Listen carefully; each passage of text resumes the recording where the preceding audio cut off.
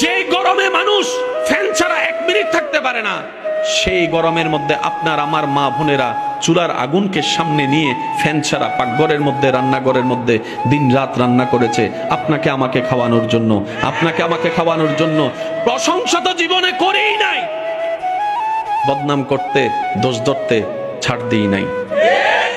নিজের টাকা দিয়ে যখন রেস্টুরেন্টে খেতে যায়, খাবারও খায়, টিপসও দেন, আবার বাইরে এসে স্ট্যাটাস মারেন। কয়জন আছেন ফেসবুকে স্ট্যাটাস দিয়েছেন, মা আপনাকে ধন্যবাদ, আজীবন রান্না করে খাওয়াইছেন। কয়জন স্বামী আছেন স্ট্যাটাস দিয়েছেন, বউ তোমাকে ধন্যবাদ, নিজের কষ্ট সহ্য করে তুমি আপনাকে রান্না করে খাওয়াইছো। কয়জন আছে? একজনও নাই। রেস্টুরেন্টের প্রচারকারী আছি, থ্যাংক ইউ দেনেওয়ালা আছি, যাদেরকে দেওয়ার দরকার তাদেরকে দিই না। বছরে একবার খাই, সেখানে থ্যাংক ইউ চলে। বছরে 365 দিন খাই 2 বেলা, সেখানে কোনো থ্যাংক ইউ নাই। এইকে আর কি খুশি করতে চাবেন? এইদেরকে আর কি খুশি রাখতে চাই?